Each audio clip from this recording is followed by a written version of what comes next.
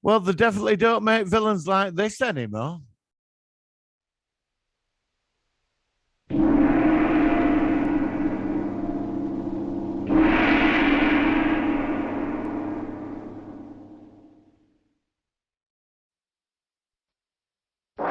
Fiendish plan to rule the whole world. Hello and welcome to another Blu-ray review. I picked up a box set from Indicator, which I have to say I'm quite impressed with their box sets. I don't buy a lot of Blu-rays now as I'm using hard drives and streaming, but I think there's certain things you should buy and keep because you're not going to get it. You know, there's problems about people saying about the edited stuff on streaming. So I believe you should keep certain things. But we are living in changing times. Now, I did pick up from the famous author Sax Roma, Fu Manchu, the box set from Indicator, which I actually picked this up at a film fair, which is sort of interesting. This is it. This is the box set from Indicator. It's very nice. I'm just going to turn it around now. As you can see, I think the artwork and the look of this box is very nice. I mean, the extras on this are just incredible. You know, the amount of extras that are on this box set. I've just been blown away. I've watched all 5 movies. So let's get into it. Women programmed to kill with a passionate kiss. Strike. A kiss with a stinging bite of an asp. He will become sightless, and then he will die. 1. So, the history of Fu Manchu is quite controversial, you know, with a stereotype. And some people, obviously today, I don't think you'd get away with doing Fu Manchu unless he'd have to be totally revamped. Now, he's got an interesting history. I mean, going back way back to the 20s, radio shows, he was like the Machiavellian villain. And then Boris Karloff played him.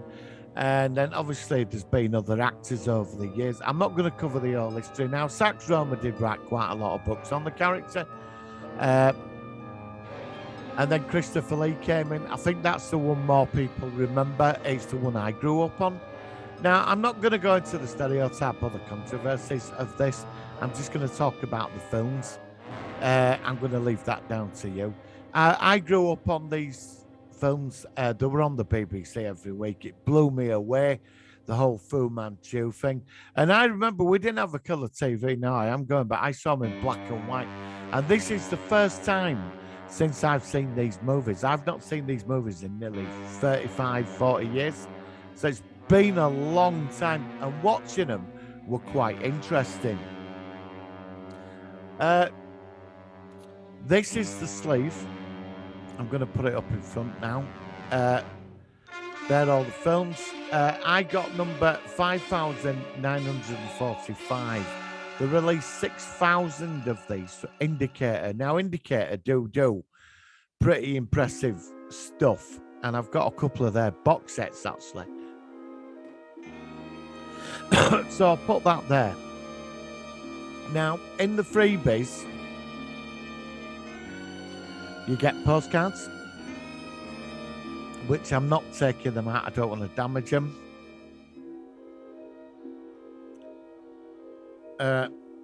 Right, what else do you get? Oh, here it is, yeah. These are the 2 things you get with this as well. Now, I got this, actually, I have to say I got this quite reasonable price. Now, these are out of print. There's a Fu Manchu poster. I don't want to open it because I want to keep it all sort of collectible. But this is part of the poster. I really want to keep this because it's out of print and I just want to keep it intact. Now, you do get a beautiful book, obviously about the history of the films from Indicator and stuff. So that's all quite nice.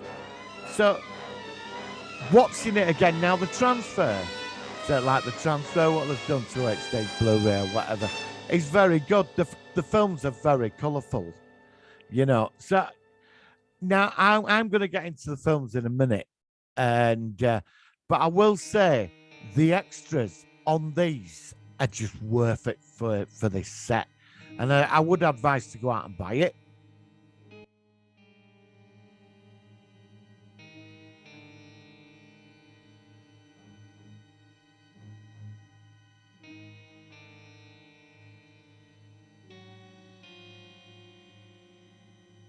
So these films, they are set as Region B. So I'd advise if you in the UK, you can watch this.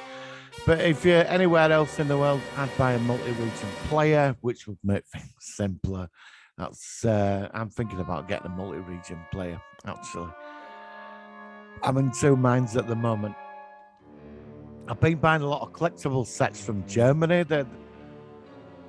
In Germany, they just nail it with collectible Blu-ray sets, don't they? You know, the box sets and that, you know, which is sort of quite unusual. We don't seem to get that much in UK, you know, which is quite annoying. So I'm just having my morning coffee. So now I was impressed with the cover of these films.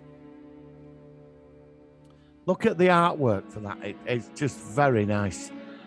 Each film has extras galore on this. Look, it's just documentaries, interviews with Christopher Lee, it's all kinds of stuff. Just going to go inside now. I was at a film fair and this was hidden away.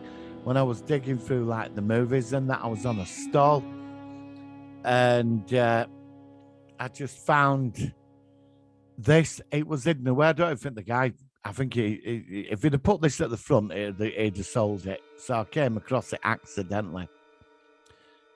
So we get the Brides of Fu Manchu. Let's take a look inside. Again, I just love these slipcovers, you know. I just think they're incredible. Again, more extras. Now, I watched this.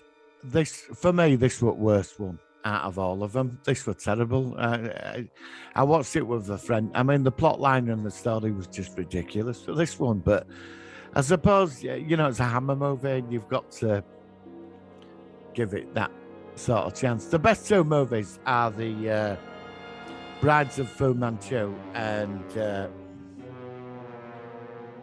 The Face of Fu Manchu. I found them. It were like back later movies. Christopher Lee was just doing it for money, you know. The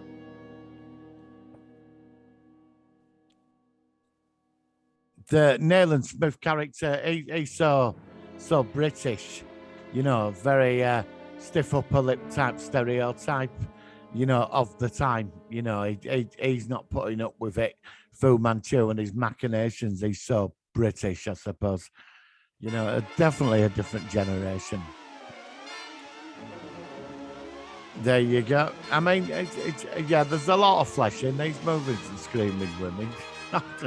Fu Manchu's daughter, I mean, she's got no personality. She's just evil, you know. But again, the artwork on these films is just incredible. The extras, I do adore these covers. We get the Castle of Fu Manchu. That's the final one. I have briefly looked at this again. I found that the last three movies weren't that good. You know, I'm sorry, I've got to show you inside.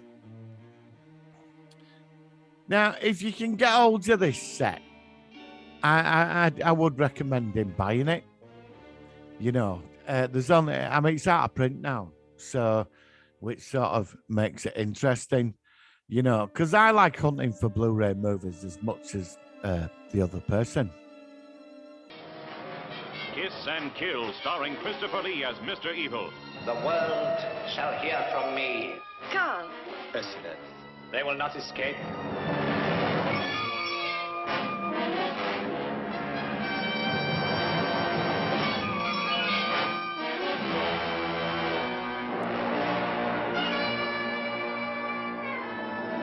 But in your case, the serpent shall strike you directly on the mouth.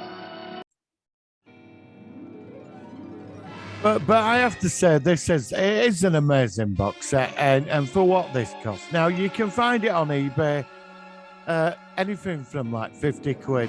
I've seen it going for 139. I think that's a bit too much.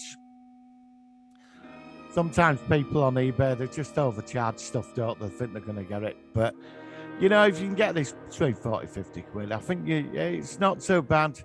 And the company that does this is really good. So, you know, I mean, I'm a big fan of the supervillain. You know, like the supervillain. And with, you know, you're going to get it all in this. You've got secret lairs in London. His army of assassins that kill with a Carly badge in a like tie neck thing. You've got beautiful women. You've got the hero, the British stiff upper lip hero. I mean, it's cheesy, but you can see where a lot of these like films like Doctor No from James Bond, these villains are based on, all the way up to, you know, Big Trouble in Little China. I mean, even Marvel, when they acquired the rights to Fu Manchu, that Shang-Chi's father was Fu Manchu in the beginning, and then they phased it out over years, you know. I remember reading Shang-Chi back in the 70s when I was a kid, and his dad was Fu Manchu. So, you know, now, like I said, the documentaries and the interviews give you an insightful history into this character, and they do talk about the stereotype, which, like I said, I'm going to leave to you. But I learned so much off the documentaries. There was so much I did not know. Now, the one scene I remember watching this as a kid, I remember there was some explosion. You see his face going, "I will return,"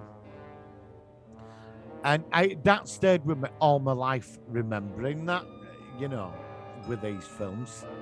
And they are, yeah, definitely. Look, you know, to be truthful, I enjoyed the first two. I don't know, some kind of passion. The other three started going down in taste. It was like they slashed the budget somehow. Do you know what I mean? But again, you know, Hammer were marvelous. I'm such a fan of the Hammer genre and the films, you know. But again, you can't not these are British classic movies, and they took a risk, and you know they make it work. So I was very, very impressed with this. I mean, I have said about the three movies, but at the end of the day, it's a bit of fun, and it was great just seeing them, you know, stepping into the world of Fu Manchu and Nayland Smith. I don't know if I'd read the books, to be honest. I never read the books. So, like, you know, just this is something definitely to have in your Blu-ray set. You know, it's been an enjoyable run. I don't know, you know, there's so much classic stuff out there I'd really like to see again. You know, it's a shame it's out of print. I did pop down to FOP actually to see if I was in there a couple of days ago, and I wondered have they got any copies of it, and they'd sold out. It said they sold out a year ago, so I was quite privileged to get this. So there is a lot of Fu Manchu fans there, but for pop culture, you know, so much today with the supervillains and lairs and assassins and outrageous henchmen. You know, we have this dude to thank for, you know. So this is my review of the Blu-ray set of the Fu Manchu cycle. It's definitely been a ride. Now, would I trade it in? Maybe one day I've got CX and get rid of it. But at this moment in time, I'm definitely going to keep it. It's too nice to let go, I think. You know, so I'm on the hunt, and I've not, you know, I enjoy Blu-ray hunting, I really do. So I hope you've enjoyed this review of the Fu Manchu cycle. You know, from what's the company called now? Indicator. It's 10 o'clock in the morning. I'm still waking up. From Indicator, and let me know what you think. I hope you enjoyed the podcast last week. We had Vic on from Star Trek Continues. That's not my co-host with that. And it was a great time we all had on the podcast. We will be back this week. And please give this channel a like. Please subscribe. I'm trying to... There is some changes coming. I will be changing the name of the channel, actually. I'm not going to reveal it just at the moment, but I am working on a big plan to upgrade everything. So, guys, have a great week, and I will see you on the next video, and stay safe.